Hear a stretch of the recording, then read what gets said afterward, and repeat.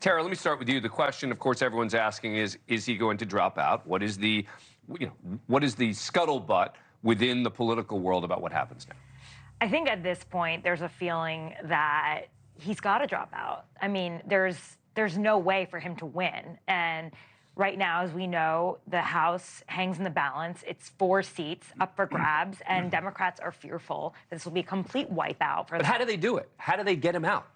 I mean, the pressure's just got to grow. I mean, we've only got like a handful or so, 2 handfuls of members of Congress, 10 or so, who have spoken out. They've got an air cover from Nancy Pelosi earlier this week. But, I mean, they need to have that meeting, Chuck Schumer, Hakeem Jeffries. They have to go over to the White House and talk to Joe Biden, explain the true realities to him, show him the polls that he claims no one has shown him, tell him what's going on. And that meeting hasn't happened yet. And that meeting will have to happen soon. Even Hakeem Jeffries told people, I'm going to talk to everyone in the party, and then I'm going to go back to the president. And if at that point he still doesn't get the message, I can't imagine that he can hang on politically. He's dragging the entire party down with him. But Chris, you know President Biden. You've written a book about President Biden. How does he respond when this event occurs?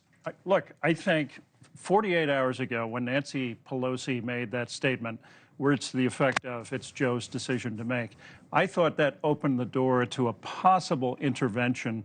It would have to be an incredibly high-powered delegation, including members of his inner circle and family, in my view, to get Joe Biden to step aside. I think that during the debate, I think he closed that door, at least for the time being. During the press conference. During the press conference, yeah. I'm sorry. Yeah. He was in command, he was fluent, he was coherent, unlike the debate.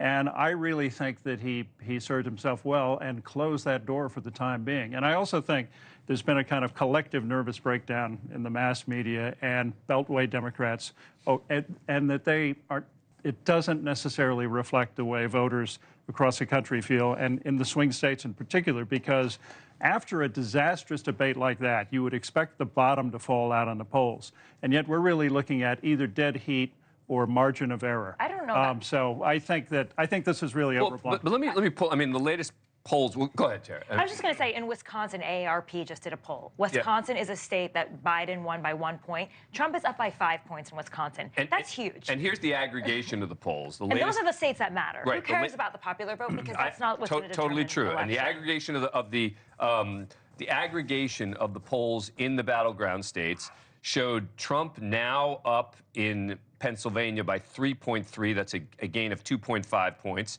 Trump up by 0.5 in Michigan, a slight gain there. And Trump up by over a point in the state of Wisconsin, which are all must-wins for the Biden team. Andrew Yang, what is the timing on this? We're talking about this as if, well, we'll see. We'll wait and see. We'll figure it out. I mean, I would think that we're like dealing with a super tight time frame, right? Yeah, we are. It has to happen before the Democratic Party officially has a nominee. And there's been talk about dragging forward the nomination process to put this unrest to bed, but also that there's some logistical ballot access hurdles that make it such that they might want to do it before the actual convention, August 13th. So time is of the essence.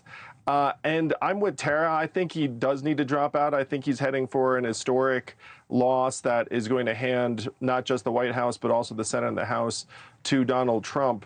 And the question is how it happens. One of the fascinating things about that press conference is he essentially released his DNC delegates and said they can do what they want. And there's been a lot of reporting that a lot of the delegates are like the general public and like voters at large who don't think that Joe Biden can win. Thank you for watching. Go to newsnationnow.com to find NewsNation on your cable provider. And don't forget to click the red subscribe button below to get more of NewsNation's fact-driven, unbiased coverage.